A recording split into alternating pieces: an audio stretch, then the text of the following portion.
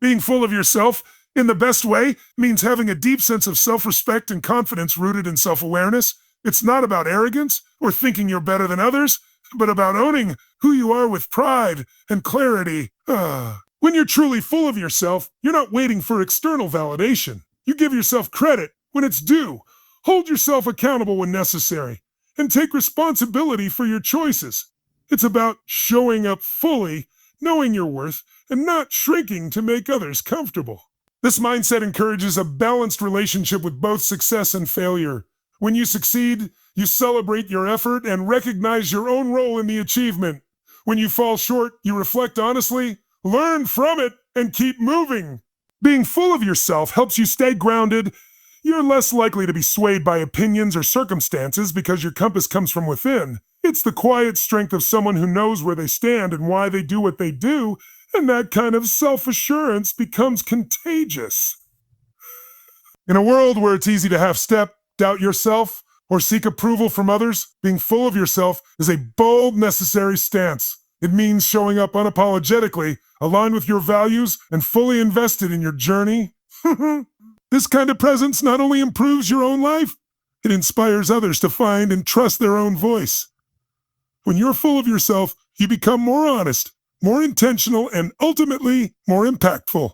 Own it, fail, or succeed is about taking full responsibility for your actions, choices, and outcomes, regardless of the result. When you succeed, owning it means acknowledging the work you put in, the risks you took, and the growth you achieved along the way. It's not about downplaying your wins or brushing them off with false humility. It's about embracing your accomplishments with pride and understanding the journey it took to get there. On the flip side, owning your failures is just as powerful. It means not shifting blame, making excuses, or avoiding the discomfort of falling short. Instead, it's facing the truth, accepting what happened, and learning from it without letting it define your worth. Failure isn't a dead end. It's a necessary part of growth. And when you own it, you gain clarity, resilience, and wisdom that success alone can't always teach. Whether things go your way or fall apart, the common thread is integrity.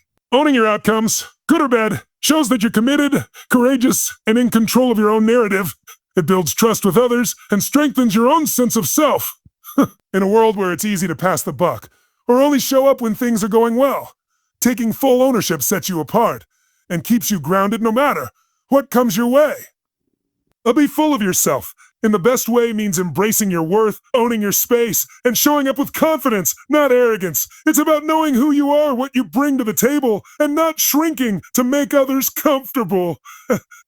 When you're full of yourself in this way, you don't need to prove anything. You just live and express yourself unapologetically, with self-respect and assurance. This mindset encourages you to trust your instincts, speak up for what matters to you, and lead with your unique voice. It's not about thinking you're better than others. It's about knowing you're enough just as you are. When you stop waiting for permission to feel good about yourself, you begin to move differently, more freely, more boldly, and with purpose. People feel that kind of energy. It's magnetic. Being full of yourself in the best way also means celebrating your wins, embracing your quirks, and not watering yourself down to fit in. It's choosing to value your own opinion before seeking external validation. When you do that, you become more aligned, more authentic, and more resilient to criticism. In a world that often teaches us to play small, being full of yourself in the right way is a quiet, powerful rebellion. There's a science to satisfaction. It means that feeling content and fulfilled isn't just a random emotion. It's something that can be understood, cultivated, and even designed. Research in psychology and neuroscience shows that satisfaction is deeply connected to how we set goals, manage expectations, and experience progress. It's less about achieving everything perfectly and more about how we perceive our journey and the meaning we attach to it. One key element is gratitude. Studies have found that regularly practicing gratitude literally rewires the brain to focus more on the positive, which boosts long-term well-being. Dopamine and serotonin, our feel-gooder chemicals, are released when we acknowledge progress or celebrate small wins. In other words, satisfaction can be sparked by intentionally pausing to recognize the good, not just by reaching big milestones. It's not always about having more, but about appreciating what is already here. Another part of the science is tied to purpose and alignment. People feel more satisfied when their actions line up with their values and when they're engaged in something meaningful. Even hard work or struggle can be satisfying if it connects to a deeper why. Understanding this helps us move away from chasing surface level highs and instead build habits and mindsets that create lasting fulfillment. Satisfaction isn't accidental, it's something we can shape.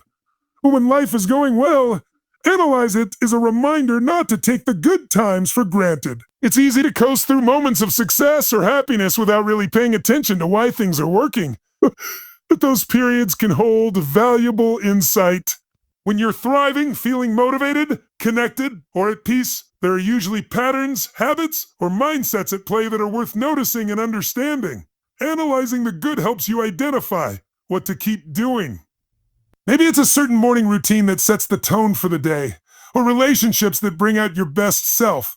Maybe you've been clearer about boundaries, or finally aligned your work with your passions.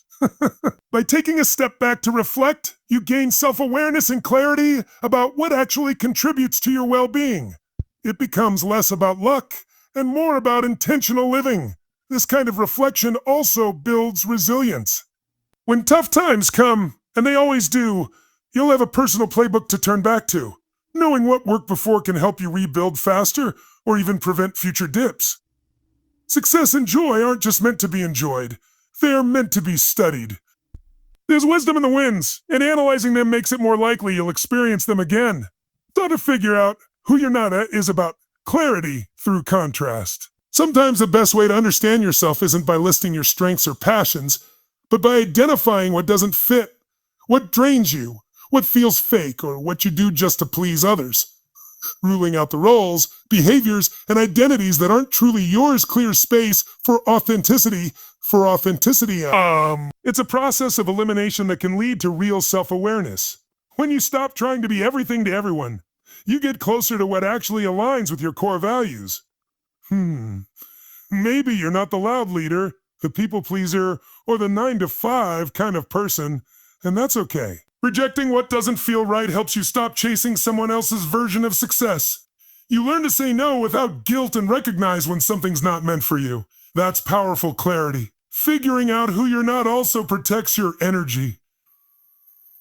It helps you set boundaries and avoid the burnout that comes from constantly performing or pretending. It's a form of freedom, where instead of molding yourself to fit into roles, you start creating space where you naturally belong. The more you understand what isn't you, the more confidently you can step into what is. A life isn't fair. That's not the point.